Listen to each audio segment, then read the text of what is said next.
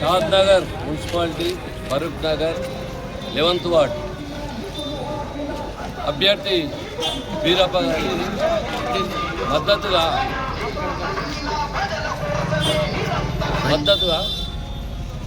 Door to door చేయడం జరుగుతూ ఉంది. నిజంగా అశేష స్పందన. ఇది ముందే గెలిచామా అనే విధంగా అశేష స్పందన.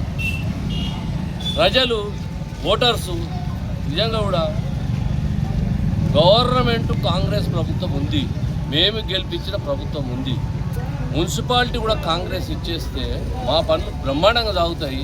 ఆ గల్లీలో చూస్తే, ఆ రోడ్లు చూస్తే, ఆ ఇంద్రమ్మ ఇండ్లు చూస్తే నిజంగా చెప్తున్నా చాలా బ్రహ్మాండం. ఎవరింటికొని బిడ్డ మాకు రేషన్ కార్డు వచ్చింది, సన్న బియ్యం వచ్చినాయి. అదేవిధంగా కొందరు ఇందిరమ్మ ఇండ్లు అయితే వాళ్ళు బయటకు వచ్చేసి మేము మాది కాదు, చాలామందితో ఓట్లు వేపిస్తాం మేము. మా రోడ్లు చూడు, రూమ్లో అయిన ఉన్నట్టున్నాయి ఈ రోడ్లు. ఎంత చక్కదనం చేస్తూ ఉన్నాడు ఎమ్మెల్యే గారు.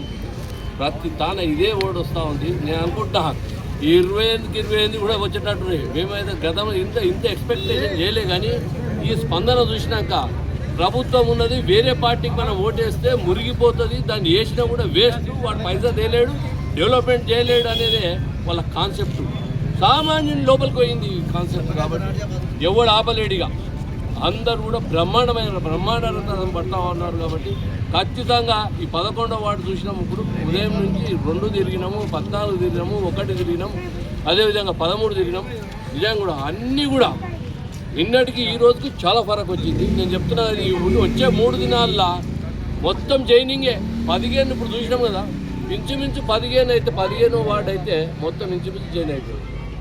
కాబట్టి నేను ఎవరేది ఒకటే, గెలిపించుకోండి, మున్సిపాలిటీని అద్భుతంగా తీర్చిదిద్దుకోండి, ఇంతే. ఇక మేము మున్సిపాలిటీ గెలిస్తే మాటలు కాదు చేతల్లో చూపిస్తాం పని.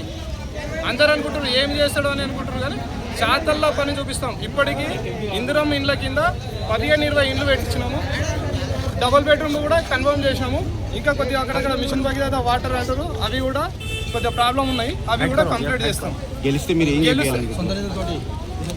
ఇప్పుడు మాకు కొద్దిగా జనాల తనకొచ్చే స్పందన కూడా మాకు కొంతమంది అడిగారు, కొద్దిగా డ్రింకింగ్ వాటర్, తాగడానికి వాటర్ కూడా కొద్దిగా మీరు ఏమన్నా చేయగలండి సార్ అంటే కానీ అడుగుతున్నారు అక్కడక్కడ.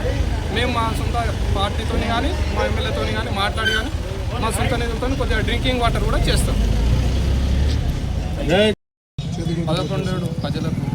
11వ తారీఖు పోలింగ్ ఉంది కాబట్టి ఆ రోజు పొద్దున 7 గంటల నుంచి సాయంత్రం 5 గంటల వరకు ప్రతి ఒక్కరూ ఓటు వినియోగించుకోవాలి.